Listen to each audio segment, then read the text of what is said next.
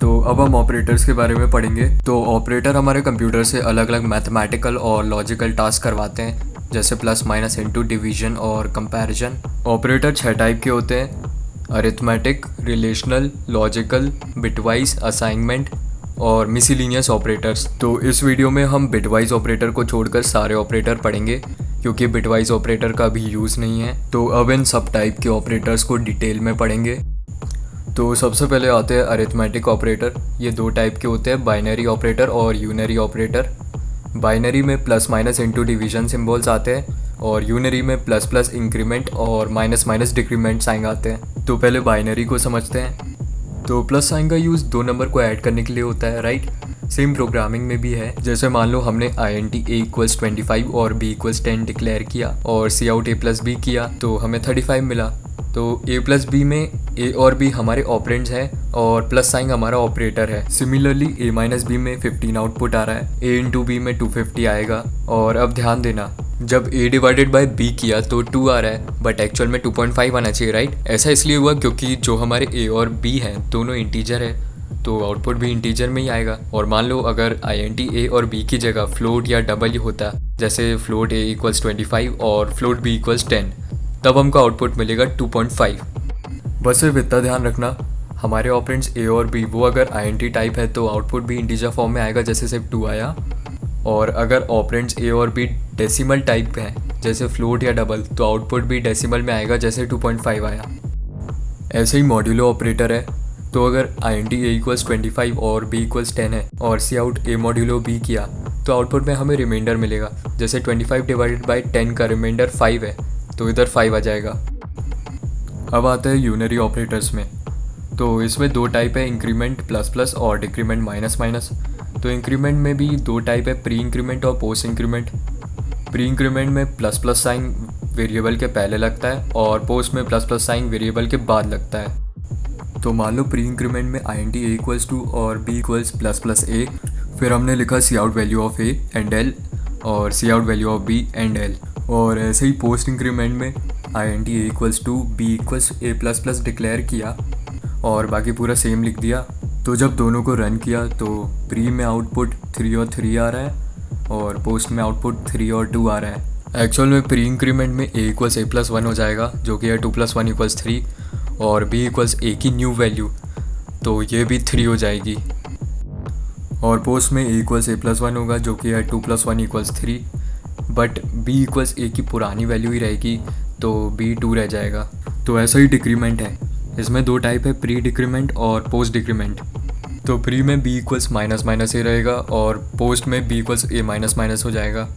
तो pre decrement में output 1 और 1 आ रहा है और पोस्ट डिक्रीमेंट में आउटपुट 1 और 2 आ रहा है। तो प्री डिक्रीमेंट में A=A-1 हो जाएगा, जो कि है 2 - 1 = 1, और B=A की न्यू वैल्यू, जो कि है 1। और पोस्ट में भी A=A-1 हो जाएगा, जो कि है 2 - 1 = 1, बट B=A की पुरानी वैल्यू ही रहेगा, तो ये 2 रह जाएगा। तो अब हम पढ़ेंगे रिलेशनल ऑपरेटर्स के बारे में। तो इसमें greater than, lesser than, greater than, equal to, lesser than, equal to, not equal to, ये सब सिंबल आते हैं। तो जैसे A=10 और B=10 है और मैंने सी आउट में लिखा इज़ A=B, फिर A=B लिखा, और ये जितने भी रिलेशनल ऑपरेटर हैं इन सबको हम ब्रैकेट्स के अंदर लिखते हैं। तो A=B को भी ब्रैकेट के अंदर लिखा है और फिर रन किया तो 1 आ रहा है। तो ये वाला 1 एक्चुअल में बूलियन वाला 1 है, जिसका मतलब है ट्रू। तो ये मैं पिछले वीडियो में भी एक्सप्लेन कर चुका हूँ कि बूलियन में 1 का मतलब है ट्रू और 0 का मतलब है फॉल्स। ऐसा इसलिए आया क्योंकि A=10 है और B=10 है, तो दोनों A और B इक्वल है। और अगर cout is A not equal to B लिखा और ब्रैकेट्स में A not equal to B, फिर रन किया तो 0 आया, जिसका मतलब है फॉल्स, क्योंकि A और B इक्वल हैं। तो अब जैसे B=5 कर दिया और सी आउट A=B, फिर रन किया तो A और B इक्वल नहीं है, तो 0 आ गया, क्योंकि A=B फॉल्स हो गया। और A not equal to B true हो गया, तो 1 आ रहा है। ऐसे ही सी आउट A=B के लिए आउटपुट आया ट्रू, क्योंकि इस कंडीशन में या तो A बराबर होना चाहिए B के या फिर A बड़ा होना चाहिए B के। ऐसे ही A B के लिए आउटपुट आया फॉल्स, क्योंकि A बड़ा है B से। इसके बाद A B के लिए ट्रू आया, क्योंकि A बड़ा है B से। और A<B के लिए फॉल्स आया, क्योंकि B छोटा है A से। तो ये थे हमारे रिलेशनल ऑपरेटर्स। इसके बाद हम पढ़ेंगे लॉजिकल ऑपरेटर्स। इसमें एंड और नॉट ये तीन ऑपरेटर आते हैं, इन सबको हम ब्रैकेट्स में लिखते हैं। तो जैसे a = 10 है और b = 5 है और हमने सी आउट किया a = b and a is greater than equal to b। तो इन दोनों में सिर्फ एक ही कंडीशन ट्रू है, a is greater than equal to b, right. तो आउटपुट 0 आएगा क्योंकि सिर्फ एक कंडीशन ट्रू है। अगर दोनों कंडीशन ट्रू होती तो 1 आता, बट अगर एंड की जगह और यूज़ करते तो कोई एक कंडीशन भी ट्रू है तो आउटपुट हमेशा 1 आएगा, मतलब ट्रू आएगा। फिर आता है नॉट। तो अगर हमने सी आउट किया a = b तो 0 मतलब फॉल्स आना चाहिए, राइट। बट अगर ब्रैकेट्स के बाहर ये नॉट वाला एक्सक्लेमेटरी मार्क लगा दिया तो आउटपुट में ट्रू आने लगेगा। एक्चुअल में नॉट लगाने से ट्रू का फॉल्स हो जाता है और फॉल्स का ट्रू हो जाता है। अच्छा, अगर सी आउट 2 एंड 0 किया तो 0 आ रहा है, और अगर सी आउट 2 एंड 1 किया तो 1 आ रहा है, 2 एंड 5 किया तब भी 1 आ रहा है। तो एंड में 0 के अलावा कुछ और यूज़ करोगे तो आउटपुट हमेशा 1 ही आएगा, मतलब ट्रू आएगा। तो मान लो एंड की जगह और यूज़ किया तो सारे आउटपुट हमेशा 1 ही आएंगे, ट्रू ही आएंगे। बस एक केस है 0 और 0, इसमें हमेशा आउटपुट 0 आएगा। फिर आता है असाइनमेंट ऑपरेटर्स में। इसमें equals to, plus equals to, minus equals to, and equals to और डिवीज़न इक्वल्स टू आते हैं। तो जैसे a = 2 था और b = a कर दिया, b को a की वैल्यू असाइन कर दी और अब सी आउट b किया तो 2 आ गया, और अब a = 2 है और b = 1 है। फिर नेक्स्ट लाइन में b + a लिखा और सी आउट b किया तो 3 आया। एक्चुअल में b + a का मतलब है b = b + a, this implies b = 1 + 2 = 3। ऐसा ही b - a के लिए आउटपुट -1 आया क्योंकि b = b - a which equals 1 - 2 which equals -1। ऐसे ही b* = a के लिए 2 आया क्योंकि b = b * a which equals 1 * 2 which equals 2। ऐसे ही b/ = a के लिए 0 आया क्योंकि b = b/a which equals 1/2 which equals 0.5, तो इंटीजर में ये 0 हो जाएगा। फिर आता है मिसलिनियस ऑपरेटर में।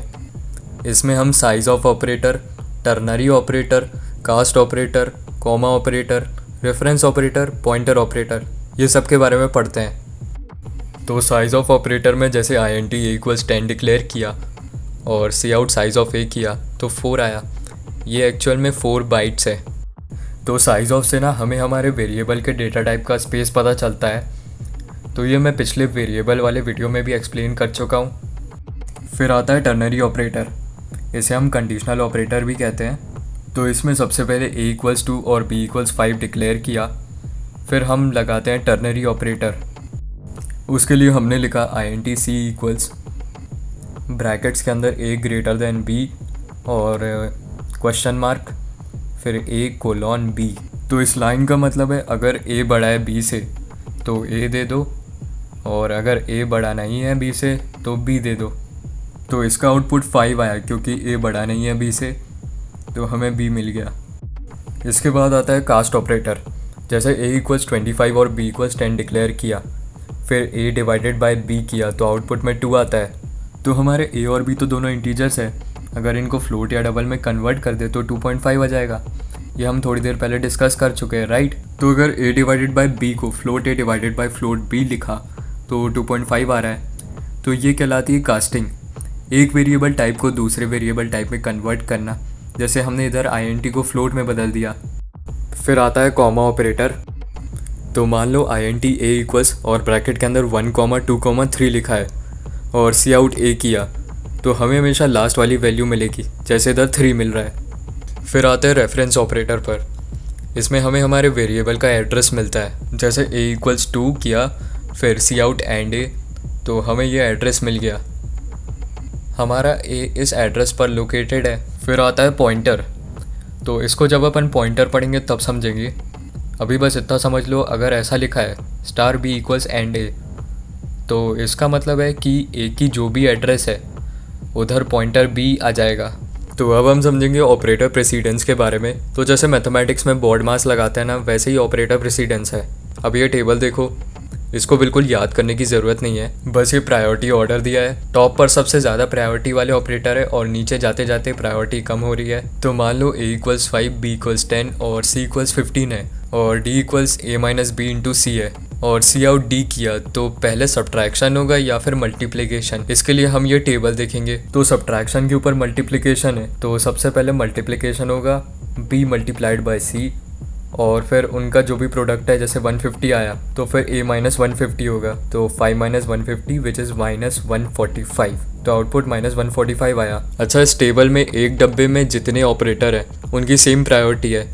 तो इन केस अगर ऐसा क्वेश्चन है जिसमें सेम प्रायोरिटी वाले ऑपरेटर है जैसे प्लस और माइनस, तो मान लो d equals a plus B minus C और e equals a minus B plus C है और cout d cout e करने पर d की वैल्यू 0 और e की वैल्यू 10 आ रही है। ऐसा इसलिए हुआ क्योंकि प्लस और माइनस की सेम प्रायोरिटी है। बट टेबल में देखो लेफ़्ट टू राइट लिखा है, इसका मतलब है जो साइन लेफ़्ट में वो पहले रन होगा। जैसे d में सबसे पहले लेफ़्ट में प्लस साइन है तो a प्लस बी होगा 15 और उसमें माइनस सी हो जाएगा तो 15 माइनस 15 इक्वल 0। ऐसे ही ई में सबसे पहले लेफ़्ट में माइनस साइन है तो a माइनस बी होगा -5 और उसमें प्लस सी हो जाएगा तो -5 प्लस 15 इक्वल्स 10। तो अगर आपको ये टेबल चाहिए तो C++ reference operator precedence Google पर सर्च करोगे तो ये मिल जाएगा। तो ये थे हमारे पूरे ऑपरेटर्स। इसके बाद वाले वीडियो में हम इफ एल्स पढ़ेंगे। तो अब वीडियो को लाइक ठोको और चैनल को जल्दी जल्दी सब्सक्राइब कर दो और मैं मिलता हूँ आपसे नेक्स्ट वीडियो में। तब तक के लिए see have a good day, bye bye.